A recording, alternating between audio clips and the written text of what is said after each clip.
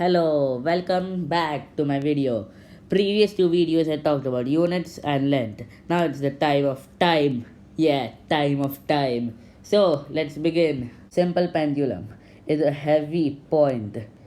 This is a point suspended from a rigid support from an inextensible string which is massless and inextensible. It can't be extended.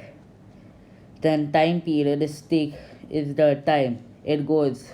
I'll use different colors, one like this and like this is one time period. Then I'll take yellow for effective length. Effective length is the length of the string plus the radius of the bob or the mass. Then coming to amplitude is the maximum displacement. This is amplitude. And time period, like I said, doesn't depend on mass because gravity doesn't depend on. I'll explain it in our next slide. And you can see that this moves like this. Then measurement of time using simple pendulum. And I want to tell one thing. Red is not my favorite color. I'm just using it because it's the default color. Okay. Time period depends on length of the string, not on mass, because time period is length by gravity squared, or you can also take it under root.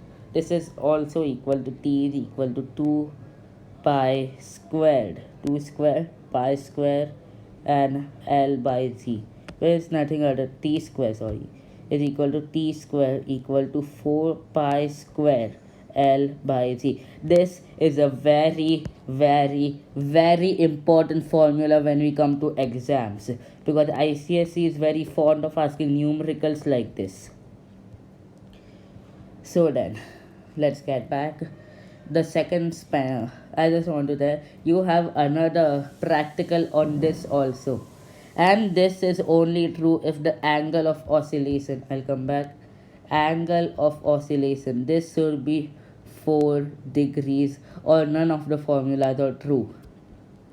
Second pendulum is a pendulum whose time period is not exactly but almost exactly 2 seconds if you do mathematical calculations, and the effective length is 1 meter. So if you take 2 pi means you can take t square I'll just bring my calculator. Okay, yeah, ready.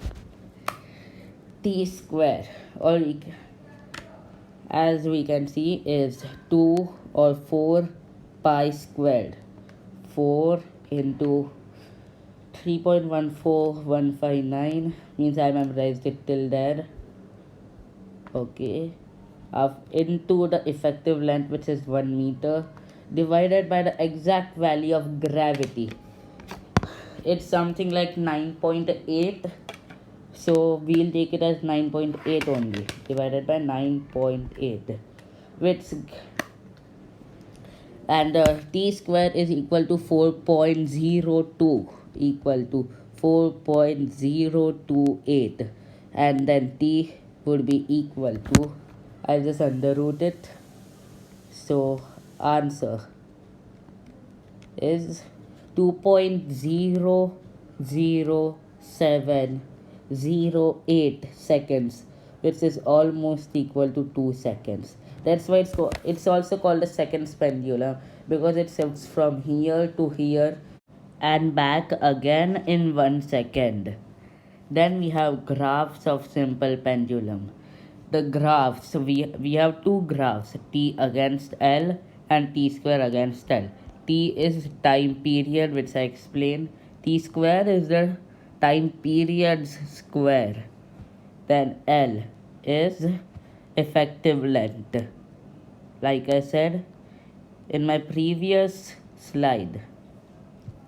This is a curve, whereas this is a straight line. This graph is important because we can do some calculations with the slope of the graph, and which can give us gravity. I think I forgot something. Yeah, one sec. Okay. I forgot to tell that the 1 by time period gives us the frequency. Frequency is the number of oscillations completed in 1 second.